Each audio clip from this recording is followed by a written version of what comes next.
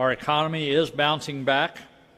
On Tuesday, Director Dixon announced 2 new recovery programs for Missouri businesses. And today, we are excited to share even more good news. According to the June jobs report released today, Missouri's unemployment dropped more than 2 full percentage points from 10.1% in May to 7.9% in June. This is great news for our economy and shows that Missourians are getting back to work. Over the month of June, unemployment increased by 71,000 jobs, with substantial increases in both goods-producing and service-producing industries. Combining both May and June, Missouri recovered approximately 1/3 of the jobs lost in March and April. We are very encouraged by these numbers, and we will continue to do everything we can to rebuild our economy and help Missouri families, businesses, and communities recover from this crisis. One sector of Missouri's economy that was hit especially hard by COVID-19 is tourism. From our cities to our rural communities, tourism in Missouri has a huge economic impact on our state. Since COVID-19 hit in March, tourism activity and spending has dropped significantly, forcing many tourist attractions to close or reduce workforce operations. Today, we are excited to announce a new $15 million program to help the tourism industry recover. Director Dixon and Missouri Tourism Director Stephen Fouts are here today to share some more details. Director Dixon. Thank you, Governor. As you just heard from the Governor, this morning's job report is certainly a positive sign, but we do have a ways to go, as we've talked in recent days in particular. The tourism hospitality industries have been particularly hit hard during the pandemic, leaving communities that depend on this sector on both the public health and the economic impact side still struggling. We know that more than 40% of American travelers now say that they have no plans to travel for the rest of the year. And as a result, many attractions like theme parks, museums, and restaurants had to alter their operations significantly or were closed during the spring, which is certainly an important travel season for our state. Those changes and closures impacted employment for tens of thousands of Missourians, when the food service industry alone seeing more than 58,000 unemployment claims between March 15th and June 27th. So we know it will take some time and investment for our tourism economy to recover, and that's why we've developed these programs that the Governor just mentioned. On the front lines of the effort across the state is the Missouri Division of Tourism. You'll hear from Stephen Fouts in a moment, and certainly our local Convention and Visitor Bureau partners across Missouri. And while they're working diligently to promote and rebuild our state's tourism industry, they've also met the challenges on their own as a result of COVID-19. But thanks to the leadership of the Governor, Lieutenant Governor, and the Missouri Tourism Commission, I'm so glad that we can bring home so much of this needed relief to this industry and to these organizations. Missouri is certainly blessed with many attractions and activities that visitors can enjoy safely if they take the right precautions. And the funding that the Governor just announced, $15 million in CARES Act funding, will certainly help our state's tourism industry make these attractions safer, as well as reinforce messaging to encourage visitors to come to Missouri and safely enjoy all there is to see and do in our state. So many Missouri destinations and businesses are working hard to stay open, to support the countless jobs that depend on this industry while protecting the safety of their workers and their customers. A key to doing this is giving consumers the confidence that businesses are doing what they can to protect customers and workers. That's why today we're also launching a program called the Show Me Pledge. This will allow citizens and businesses to display their commitment to mitigating the spread of COVID-19 by taking a series of common sense measures. This includes precautions that businesses can take to protect employees and customers at their place of business, and it also includes items that citizens can do on their own. But as we've discussed earlier this week, it certainly has not been easy for businesses across Missouri to rapidly shift their operations and to implement new measures to keep everyone safe. There are resources that are available, though, and many agencies at the federal, state, and local level, as well as other organizations, have programs that can assist frankly to the point that it can be overwhelming sometimes for those folks to know where to start. So we've included on our website a business recovery lab to point them in the right direction. And this pulls together industry-specific resources, data, and best practices, really all in one place to help them navigate the challenges brought on by COVID-19. If folks have not done so yet, we strongly encourage them to go to showmestrong.mo.gov to check out these resources, including the grant programs we announced earlier this week, as well as the tourism funding program that we're talking about today. And you can also take the Show Me Pledge for yourself.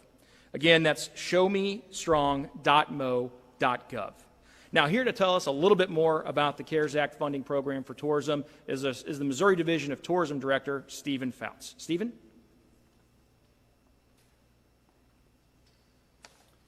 Thank you, Director Dixon. Thank you, Governor Parson, for allowing me the chance to speak to this group today and for this important program that we are announcing. The $15 million program for DMOs represents a significant investment in the travel industry, which I believe will play a significant role in Missouri's economic recovery. This support is crucial because travel is a key component of the state's economy, with direct travel-related spending in Missouri topping the $14 billion mark in fiscal year 19.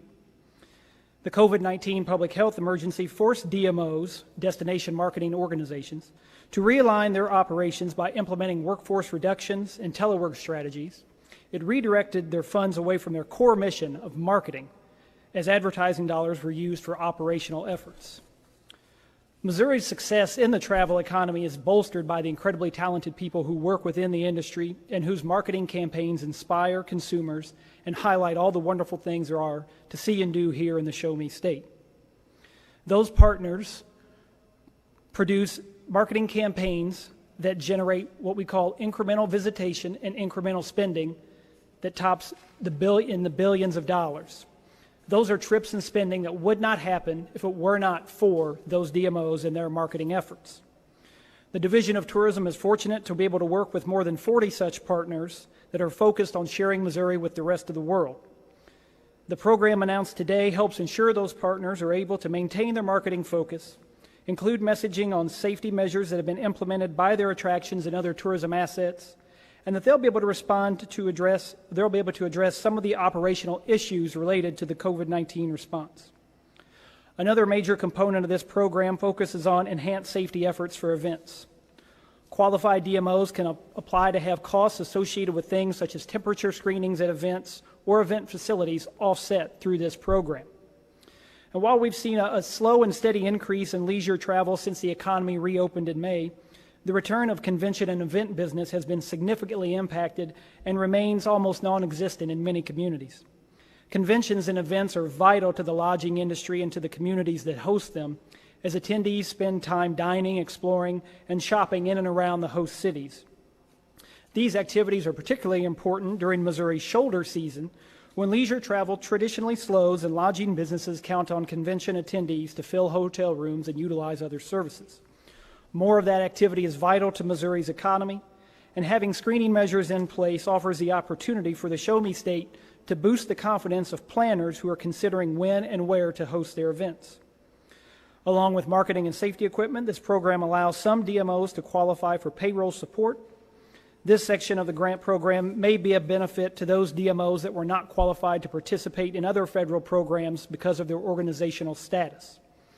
Overall, these funds will help ensure DMOs can continue their work and maintain their staffing during the health emergency. We'll be sharing full program details with our DMO partners in the days ahead and look forward to working with them as they seek to help reinvigorate Missouri's economy and connect with consumers who are ready to safely explore the Show Me State and all the great things we have to offer. Thank you.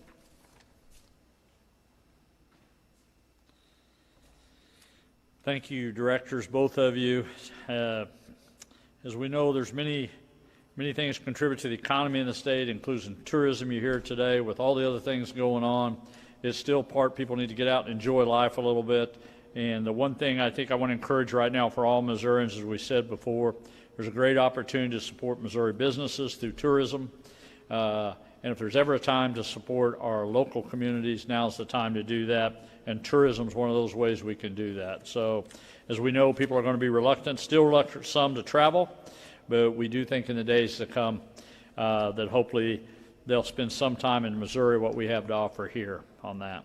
Dr. Williams is also here back to answer your questions here shortly, but wrapping things up for this week, I will be back in Southwest Missouri tomorrow. Next week, we will travel across the state to talk about violent crime and to thank law enforcement officers for what they are doing across the state. We will be back on Wednesday of next week, and we will have only one briefing next week due to traveling across the state in many of the areas that we'll have an opportunity to meet with the media. So with that, I hope everyone has a good and safe weekend.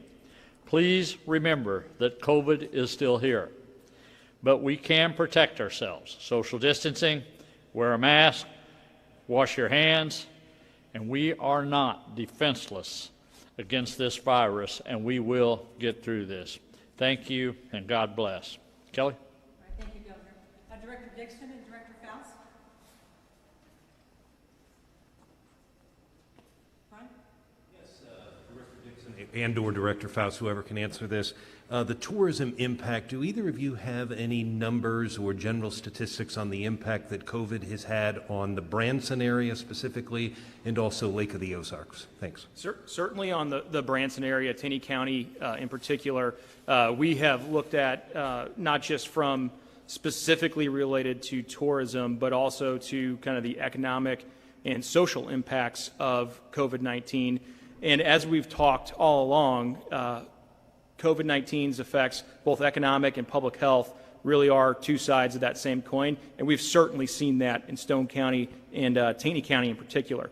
We've seen early on that, in particular, higher unemployment rates and things like that than the rest of the state, and that kind of follows trends around the world, around the country in particular, of where those effects are seen. So yes, Brian, to answer your question, we are seeing disproportionate effects on it, and that's why today's announcement of this new tourism grant program is so important to help our state's tourism economy recover, because those parts of our state in particular have been hardest hit.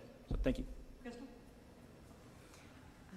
So a couple of months ago during Memorial Day weekend, there were a lot of tourists in Lake of the Ozark, and that stirred a lot of consternation about partying and about how that shouldn't happen during a pandemic. Is Missouri shifting towards inviting people from outside the state back into the state during a pandemic? What we've talked about from day one is that citizens have to take responsibility for their own action. That's why, frankly, we just launched the Show Me Pledge program and provided additional resources and information. There are ways to go about doing business safely. Governor just talked about some of those: social distancing, wearing a mask, being, hand sanitizers and washing your hands, all of the things that public health officials have been talking about from day one here. So if folks do those kind of things, they will be able to go about resuming economic and social activity across the state safely. There are ways to do it safely. We've put information out there about that. And so when we're talking about reviving our state's tourism economy, as we've talked about, the virus is still here. The governor just mentioned it a few minutes ago. The virus is still here. We have to go about resuming economic and social activity in a safe way, and that's really what we've been talking about all along. So there's nothing is shifting here, Crystal. And just, you said that those dollars will be shifted towards marketing. So what would a marketing pitch for tourists sound like during a pandemic? Well, I think, again, it would emphasize the opportunities that are here in our state, certainly, but it would emphasize how you can go about doing that safely. And that's really what we've talked about all along, is that this is a new normal for the world economy. It's a new normal for our state's economy, and we're going to have to go about doing business with the virus around us. And so as you talk about why somebody should come to our state, why somebody should want to do business here, whether it's for tourism or other reasons, they want to know that you can do so safely in Missouri, and that's what this is really all about. Hi, Director Dixon. I know you said the tourism has been impacted heavily. Do you have any specific numbers you can share with us about how much the coronavirus has impacted tourism in our state? I can provide you some more specific numbers. We know that in Q3 of fiscal year 20, we saw a decline in tourism-related spending of around $300 million just in that quarter. So I can get you some more specific numbers after this if you'd like. And then One more quick question. How are you going to decide which communities get that $15 million spending? Sure. So as part of the grant program, one of the qualifiers is that the DMOs need to have participated in our division's cooperative marketing grant program during the last 2 years. And so we have a pretty good handle on the number of applicants that we will see with that parameter in place. Director Faust, I think this may be a good question for you. Thinking about hotels, we've seen some stark numbers of hotel stays going down. Is your department giving any guidance on how hotels should be handling this crisis right now, or giving your DMOs any, what kind of guidance are you telling hotels right now that are seeing these low numbers? Sure. So a lot of the hotel properties, the lodging properties in Missouri, as you're well aware, are associated with a brand. And so they rely on that brand to provide them with health and safety guidance specific to again, that brand. Also, there are groups like the Missouri Hotel and Lodging Association that provides support for the lodging industry, and then the American Lodging Association as well, or American Hotel and Lodging Association as well. And the national group has put out some guidelines for all hotel properties to consider. Director Dixon, I believe this question is for you. I just didn't know if that $15 million was broken down by a certain numbers going to payroll, a certain numbers going to marketing, a certain numbers going to relief for the DMOs. Is there anything like that, or is it just $15 million and you guys are separating it as the grants come in? No, the guidelines will be published later this week. And again, as Stephen mentioned, there's a limited population of organizations that participate in the state's cooperative grant marketing program, and depending on some of those specifics is how that would be allocated, certainly. Are there any specific attractions in mind with this money, or is it more letting DMOs kind of decide how to market their areas? Yeah, it's based on the community itself, the destination themselves, and then obviously there are a variety of attractions that are in those communities, and so that's why we're using the model of the state's cooperative marketing program as kind of the backbone for that. And then is there any plan at this point for places like theaters, music venues, local venues like that?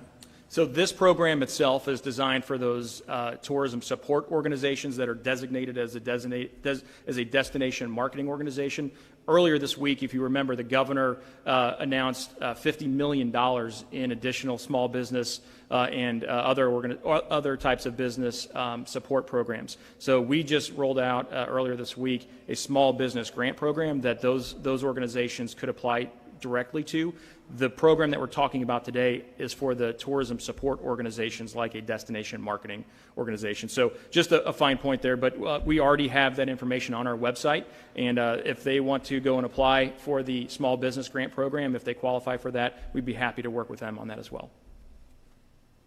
All right, thank you, Director Dixon and Director Fouts. Dr. Williams?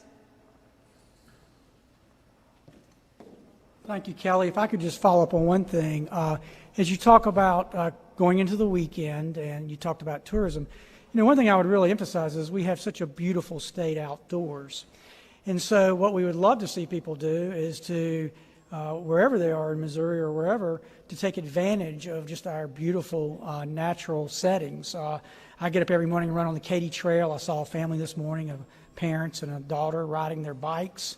And so I think as you talk about tourism and things to do, this is a wonderful time. It's easy to social distance on the Katy Trail, I can tell you that. You don't have to use hand sanitizer. There's nobody there. And you don't have to wear a mask because there's nobody out there either. But if you are outdoors in a park or something like that, and there are people, then we very much want to reiterate that message of use hand sanitizer and clearly social distance. And if you can't wear a mask today, we're going to go with the University of Missouri, the Tigers. That matches my tie. I had the privilege of teaching a course over there. So especially for our young people, as we go into the weekend, I would greatly appreciate your help in the media reinforcing the message that if you're not going to be outdoors, or if you're going to be outdoors in a pool or wherever, you've just got to social distance and you've got to use hand sanitizer. And if you're not going to be able to social distance, wear a mask. I think I mentioned earlier in the week, we have people, when we do case contacts, that are infecting 9 and 15 people in those type of settings when they don't do that. So greatly appreciate your help in getting that message out. Other thing I just want to add real quickly, there are a lot of wonderful health department leaders in our state. They have the names of Sylvia and Pam and Lisa and Clay and Rex and others, but just highly encourages the governor. The governor's team did such a phenomenal job of getting that CARES Act money out in 10 days. And here we are we're in July, and when I talk to local health departments, they still haven't received some of that money to do contact tracing and testing and PPE. And it's got to be spent on COVID. So they've asked me to be their messenger, and I certainly am very willing to do that. We really would encourage our county commissioners to be really robust in helping our local health departments get that money out. Sorry, Kelly, happy to answer your questions.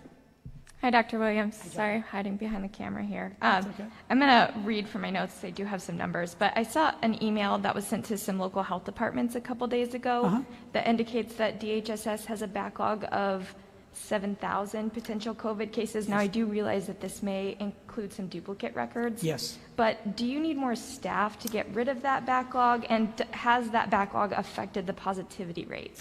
No, the answer to your question is that is accurate. I just left a meeting 2 hours ago in which that exact number was used. What we're doing is we've been using the National Guard, we've been using other people, but we are ramping up other people in DHSS to become contact tracers and to do that. Well, not to do the filing of that information. So it's not something where you can just, as it was mentioned to me, it's not, they're called processors. It's a process to go through and enter that data. And so right now we have about a 4-day backlog. That equals 7,000 tests. And as hard as we can, we are training other people in DHSS to do that job. Now, it's something important to emphasize that we have a rule in DHSS. If we get a positive, we report that out in an hour. I've insisted on that because I want our local health departments to know within an hour they've got a positive, because that can make a difference. But as it comes into putting it into the processing and putting it into the computer, we're running about 4 days behind at 7,000. Our positivity rate remains low. Our 7-day rolling average, I looked at it today, it's about 3%. And so that's very good. You want it under 10 and love to have it under 5, and we're about 3% for our overall positivity rate. So in a long-winded way, I would just tell you that the 700 doesn't affect a 7-day rolling average of 70,000 tests. Sorry to make that so long. No, thank you for the information. I also was speaking to some state employees who informed me that a state employee had tested positive for COVID earlier this month, and they had possibly been exposed to this individual in a DHSS meeting where there was very little social distancing or no masks. Are there any extra precautions as we're seeing cases continue to rise? Well, we're pretty clear on this for our state employees, and Sarah's done a great job working with us and communicating that, is that we, again, emphasize the 3 things, and we leave it up to each building and each department. I had this conversation today with my team, is that certainly each building or each person who knows the job responsibilities, just like our local health departments, has the capacity to do more, if that makes sense. And so we leave that up to people who know, in other words, if you're going to be in the Department of Revenue handing out license plates and be constantly working with people, then you ought to wear a mask. So our message, again, as Rob said, has been pretty consistent on that, is that use those 3 fundamental public health prevention measures, but for certain job situations, you may need to even do that more, for instance, wearing a mask all the time. Hello, Dr. Williams. Good afternoon. With cases continuing to rise in Missouri and this new tourism plan announced today, is the DHSS worried about tourists coming to Missouri and potentially infecting other Missourians? I think no matter where you're from, if you're one of our areas that has a higher incidence or you're from another state, we just really, really want to emphasize that if you use good hand washing and you social distance, and if you can't social distance, you use a face mask, we feel really good in that. As the governor said, we are not powerless against this. We've learned more. What we're telling people is different than back in March. And so I feel very comfortable telling people it's okay to come if you'll do those 3 things. Now, if you're not going to do those 3 things, then I don't feel as comfortable telling you that. But if you'll do those 3 things, And I want to just, again, emphasize, I always use an example of exercise. I exercise every day. There's a risk to that. I could blow out my knee, tear my ACL, but I think exercise is good for me. I think it's good for my health. I think it's good for my wellness. So, I come from a background of risk and benefits, and I think there are benefits to getting outdoors, to travel in that case. And are there some risks? There probably are, but there are also some benefits, so let's not lose sight of that exercise and getting outdoors is important. Now we're going to take two more. Crystal and Philip. Hi, Dr. Williams. Hey, Crystal, again. So just turning that question on its head, Yeah. So as a health professional, do you recommend that Missourians travel now during the pandemic out of the state or to indoor attractions? Because you mentioned outdoor attractions, but right now the emphasis is on indoor attractions. Yes, I certainly do. I think, again, if you'll do those three things and do those purposely, I think it's fine to both travel and it's fine to do indoor activities if you do those three things. And does, you mentioned contact tracing. Does DHSS currently have a vendor for contact tracing? And if so, how many people are currently in DHSS working on it? Well, again, we have a hybrid model as we've talked about, and I misspoke earlier when I said contact tracer. I really meant processors for the information for our positive cases. And so in our hybrid model, we work with the local health departments to provide them one. But again, we really encourage our local county commissioners to free up that funding to give them more capacity to do contact tracing. And then the other thing we're doing, Crystal, is we are working with a vendor on software, which we think will be a great help to them. And I think we'll be releasing more details on that shortly, I believe. All right, Philip, thank you. Hey, Philip. Obviously, at a meat plant or a long-term care facility, people come in and they stay there for a long period of time. But do you have experience doing testing at a place like the Capitol during special session where people are coming and going all the time? It's a good question. I'm trying to think. To your point, we have experience with long-term care facilities, camps, meat packing plants, but kind of events like that. What we do in those cases is look around the country and see what's going on. As you know, there's a special legislative session coming up. So that's what we've in fact been doing. We've been looking at what they've done in other states. We talked to the CDC about it, and I think you'll hear us roll out what our thoughts are on that particular thing shortly, and also just those type of events. Another one that comes to mind is the state fair. So I would tell you that our strategy in all of these always is on the front end to prevent as much as we can, whether that's by screening or asking questions, but it always comes back on the other end to box in, to have the ability to very quickly identify, whether it's at the legislature or at the state fair or wherever, to identify a case and very quickly box it in. So thank y'all. Thank you. Governor Parson.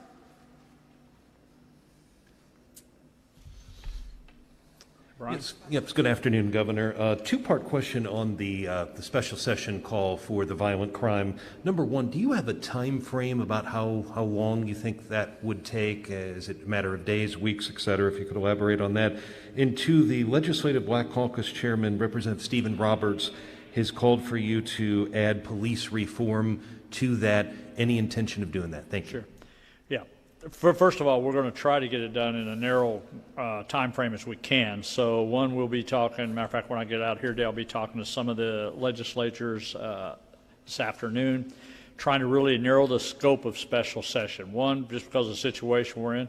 Two, we don't want to be in here any longer than we have to be to do that. So hopefully they're going to be prepared. They're going to know exactly what the call is, and hopefully they'll be able to take up those bills as soon as possible, both chambers. Keep in mind, too, the legislatures, we won't need everybody in here every day until it comes time to vote, unless you're on some of those committees. So there's things we can do to limit the flow, but of course that'll be up to both chambers, be up to the House and the Senate. The second part of the question, there'll be lots of people calling saying, hey, would you add this to the call? Would you do this? And I know reform's out there, but reform's not going to be something that's going to be easily done in a short session. One, there's a lot of things that's going to have to go a lot of work in that to see what that looks like. whether it's in St. Louis, whether it's in Kansas City, or whether it's statewide. There's a lot of discussion we'll go into it, and that needs to take place at some point. I really feel like the best place to do that would be in a legislative session where you can have lengthy committee hearings where people can be in there and have an opportunity.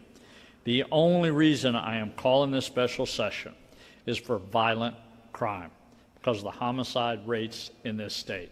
That's the whole entire purpose of that. And I do realize other people will have different things they would like to do, but at some point you've got to narrow it down to the real issue at hand. And I think right now it is the homicides in the state of Missouri. Crystal. Governor, one of the key pieces of the your call for legislators to come back is to work on a witness protection and relocation program. Does it concern you that even if that program is passed, there isn't any money set aside for it in the budget that is already completed? Yeah, we're going to find ways to fund it.